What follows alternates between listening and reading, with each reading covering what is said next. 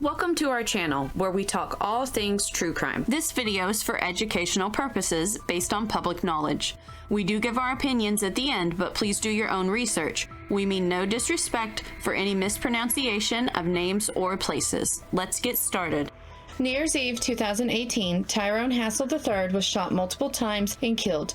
The perpetrators were his wife and her boyfriend. The two believed their murder plan would be untraceable on Snapchat. So much to unpack here, so let's get into it.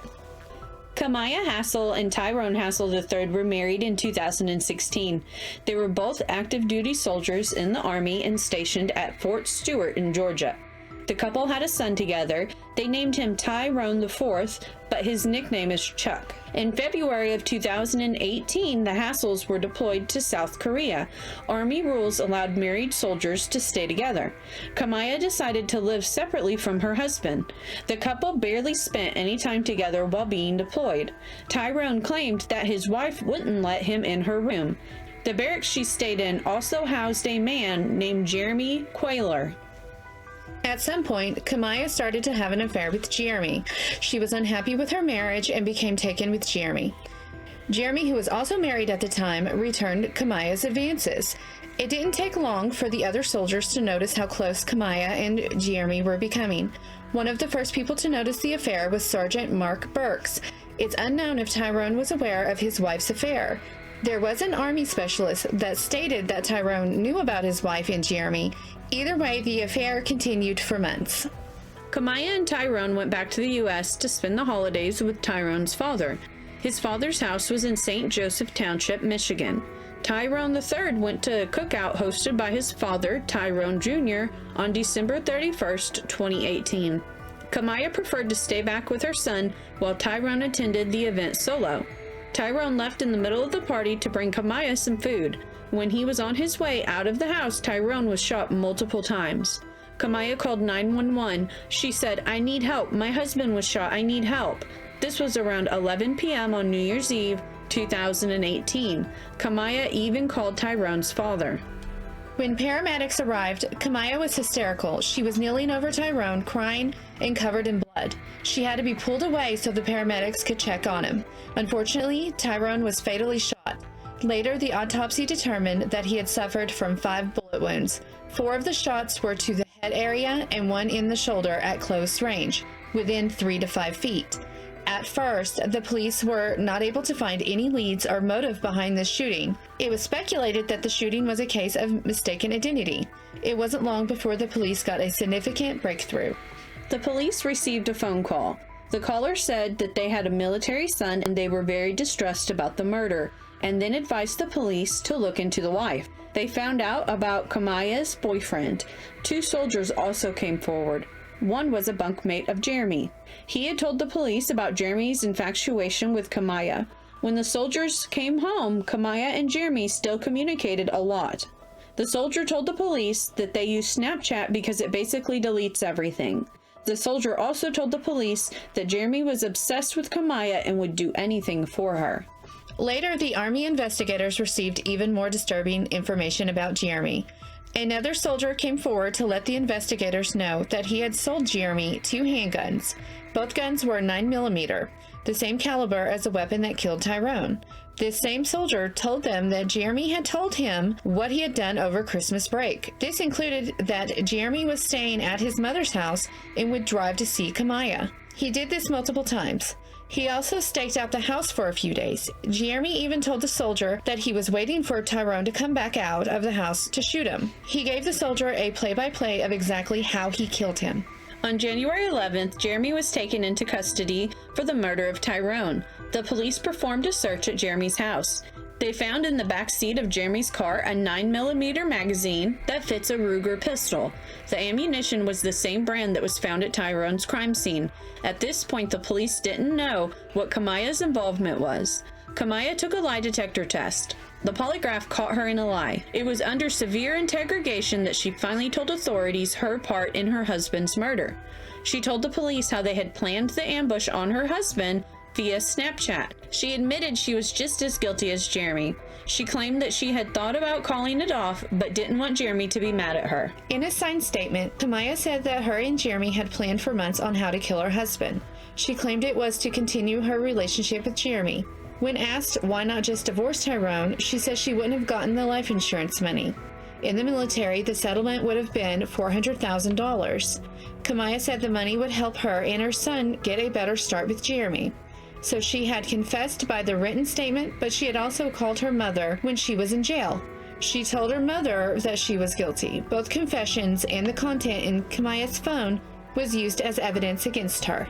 Kemia Hassel was found guilty of conspiracy and first-degree murder. She was sentenced to life in prison without parole in August of 2019. Jeremy pled guilty to the second-degree murder and was sentenced to 65 to 90 years in prison. Since the sentencing, both Kemia and Jeremy have asked for new trials. Kemia claimed that she wanted a new trial because she was a victim of a battered partner syndrome. The court denied her appeal. Jeremy had also tried to withdraw his plea. He appealed the decision of the Michigan Court of Appeals and was denied. He then appealed to the Michigan Supreme Court, which was also denied.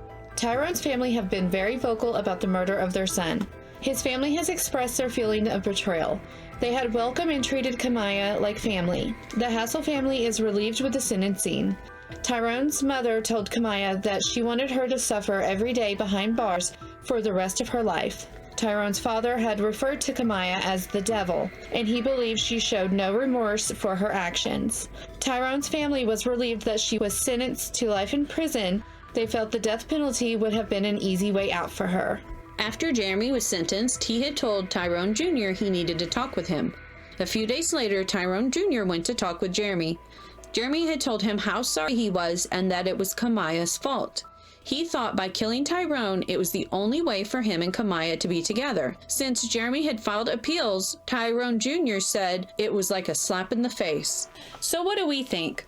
This whole story is just sad. Tyrone actually seemed like a very good kid. Like, he worked really hard to get to where he was, to stay on track from doing research. He was into sports to stay out of trouble. Like, he was a strong military man. Yes. Trying to do the right thing by his wife and his child. Mm-hmm. And she was off having an affair. Yep.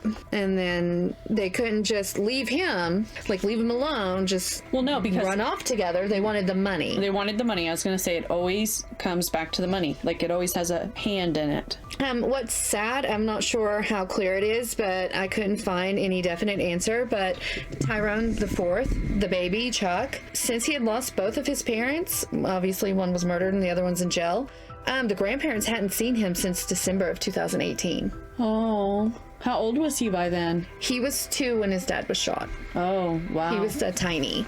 He was. Because they got married in 2016. They probably got pregnant pretty quickly after that. They were both, Army recruits. They met each other, like, in training, I think. And then got married, got pregnant. So the baby was, like, almost 2 years old. And so, when was the last time the grandparents saw him? When the shooting happened.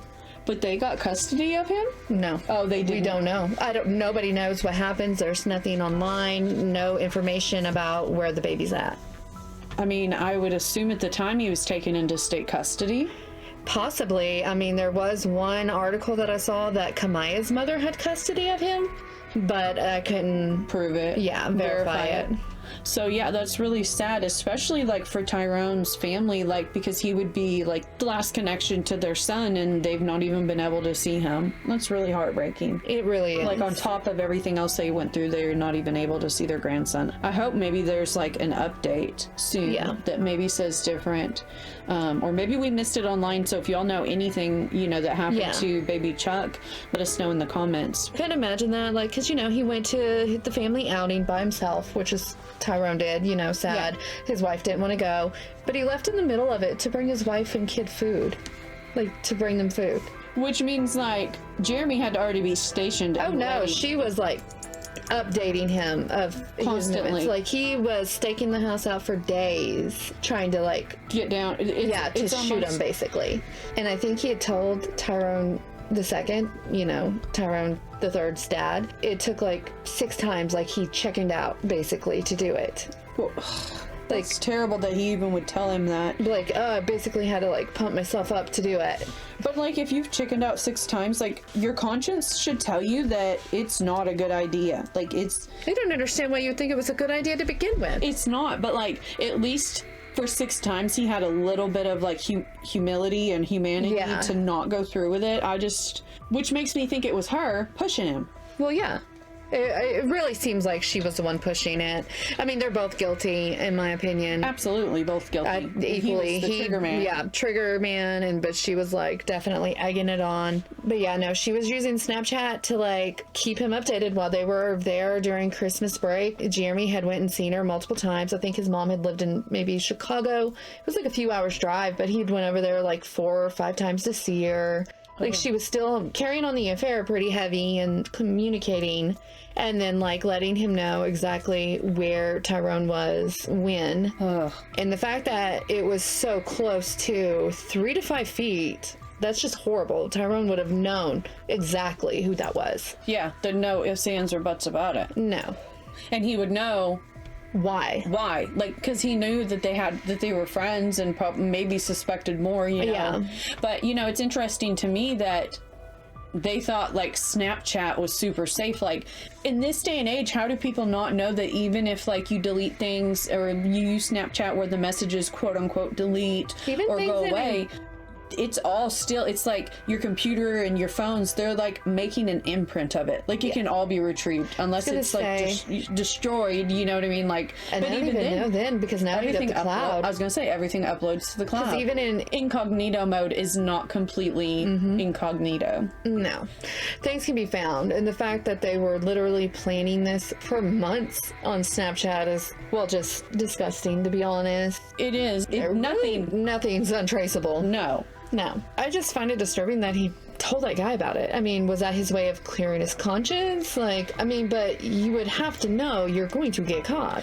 Well, and at the same time, like, he told him all the details, then he still aimed it on Kemia. Like, it was all her fault. And then he filed appeals. I mean, he was married when they started the affair, and I mean, I think he had made a comment maybe about wanting to hurry up and get back to the States to get a divorce, but I mean, I couldn't find anything. They met in Korea, right? Yeah, South Korea. Wow. And so I don't know what happened to his wife. You know, absolutely heartbreaking. It's just terrible because, yeah, like, his dad, listening to the interviews, he was so proud of his son. He, like, went well above and beyond for his family and everything to create this life, and was very career orientated, and she was bored. I mean, that's really what it boils down to. Yeah. Like, it wasn't what she wanted. I mean, they obviously got married pretty young. But not an excuse. Just get divorced. Just to leave. Yeah, like, it's not that hard.